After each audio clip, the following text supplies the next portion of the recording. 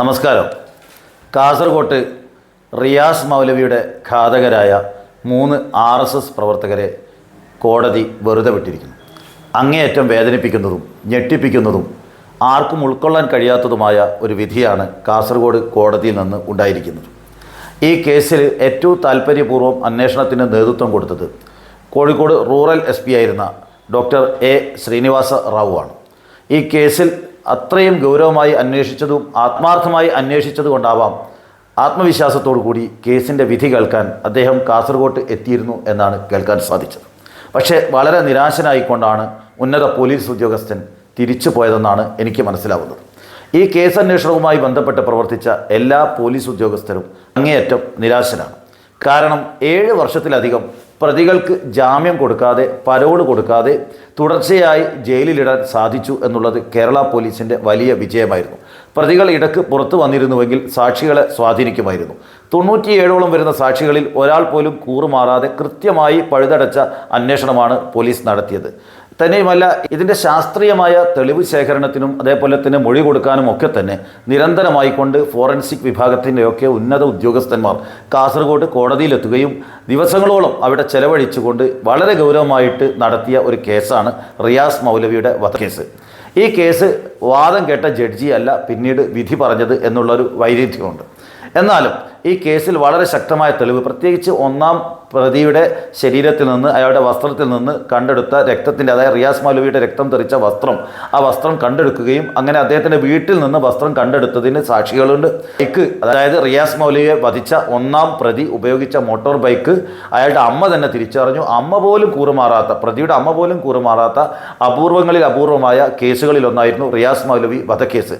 ആ കേസിലാണ് ഇപ്പോൾ വളരെ കൃത്യമായി തെളിവുകൾ ഉണ്ടായിരുന്നിട്ടും ഒരു കോടതിയും ഇതിലെ തെളിവുകളുടെ ശക്തി മനസ്സിലാക്കിയത് കൊണ്ടാണ് ഉന്നത കോടതികളിലൊക്കെ തന്നെ സമീപിച്ചിട്ടും, ഞാൻ മനസ്സിലാക്കിയിടത്തോളം സുപ്രീം കോടതിയെ വരെ സമീപിച്ചിട്ടും പരോളോ ജാമ്യമോ ലഭിക്കാതെ ഈ കേസ് മുന്നോട്ട് പോയത് തെളിവുകളുടെ ശക്തി കൊണ്ടാണ്. ഉന്നത കോടതികൾ പ്രതികൾക്ക് ജാമ്യം കൊടുക്കാതിരുന്നത്, പരോൾ കൊടുക്കാതിരുന്നത്.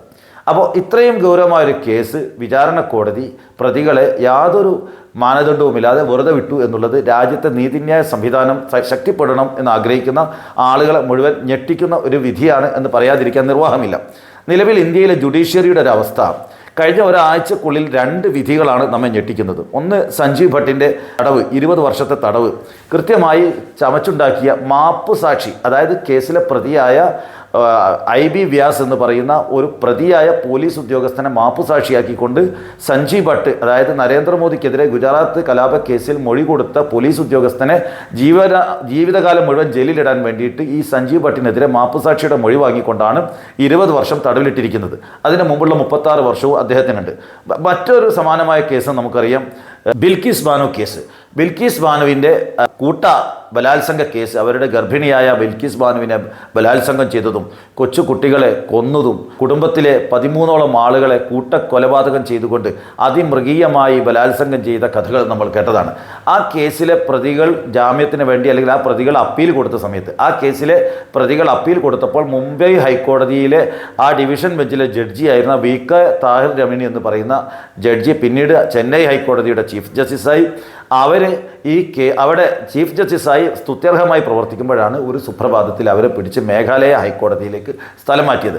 കാര്യമൊന്നുമല്ല, ബിൽക്കിസ് ബാനു കേസിലെ പ്രതികൾക്ക് എതിരായ നിലപാട് സ്വീകരിച്ചു എന്നതാണ് അവർക്കെതിരെ ശിക്ഷ വരാനുള്ള പ്രധാന കാരണം. അതേപോലെ ബാബറി മസ്ജിദ് കേസിൽ വളരെ കൃത്യമായി തെളിവുകളൊക്കെ തന്നെ ബാബറി മസ്ജിദ് അവിടെ ഉണ്ടായിരുന്നു എന്നുള്ള രൂപത്തിൽ തെളിവുകൾ കണ്ടെത്തിയിട്ടും ആ വിധിയിൽ കൃത്യമായിക്കൊണ്ട് ആ ബാബറി മസ്ജിദ് പൊളിച്ചതിനെ ശരിവെക്കുകയും അവിടെ രാമജന്മഭൂമി ക്ഷേത്രം ഉണ്ടാക്കണമെന്ന് വിധി പറഞ്ഞ രഞ്ജൻ ഗൊഗോയ് എന്ന് പറയുന്ന സുപ്രീം കോടതിയിലെ ചീഫ് ജസ്റ്റിസിനെ പിന്നീട് ഇന്ത്യയുടെ രാജ്യസഭയിലേക്ക് നോമിനേറ്റ് ചെയ്തതും നമ്മൾ കണ്ടതാണ്.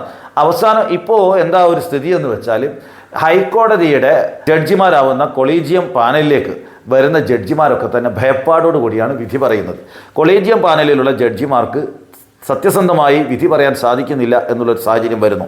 അങ്ങനെ ഏതെങ്കിലും ഒരു ഘട്ടത്തിൽ ബി ജെ പിക്കെതിരെ ഏതെങ്കിലും ഒരു ബെഞ്ചിലിരുന്നോ ഏതെങ്കിലും വിചാരണ കോടതിയിലോ ബി ജെ പിക്കാരായ പ്രതികൾക്കെതിരെ വിധി പറഞ്ഞാൽ പിന്നീട് അവർക്കുള്ള പ്രൊമോഷൻ തടസ്സപ്പെടുന്നു. പ്രത്യേകിച്ച് കൊളീജിയത്തിൻ്റെ ലിസ്റ്റിലൊക്കെ പരിഗണിക്കപ്പെടുന്ന ജഡ്ജിമാർ പിന്നീട് ബി ജെ പിയെ ഭയപ്പെട്ടുകൊണ്ട്, കാരണം സെൻട്രൽ ഗവൺമെൻറ് അത്തരക്കാരെ അംഗീകരിക്കാതെ അവരുടെ പേരുകൾ നിരന്തരമായി മടക്കുകയാണ്. കുര്യൻ ജോസഫിൻ്റെ കാര്യം നമുക്കറിയാം. ഉത്തരാഖണ്ഡിൽ ജനാധിപത്യം അട്ടിമറിച്ചുകൊണ്ട് അവിടെ ബി ജെ പിയുടെ ഗവൺമെൻറ്റിനെ അവരോധിച്ചപ്പോൾ അതിനെതിരെ കൃത്യമായ നിലപാടെടുത്ത കുര്യൻ ജോസഫിനെ പിന്നീട് സുപ്രീം കോടതിയിലേക്ക് അദ്ദേഹത്തെ ഉയർത്താൻ ശ്രമിച്ച സമയത്ത് കേന്ദ്ര ഗവൺമെൻറ് ആവുന്നത് പോലെ തടയാൻ ശ്രമിച്ച ഒരു ചരിത്രവും നമ്മുടെ മുമ്പിലുണ്ട്.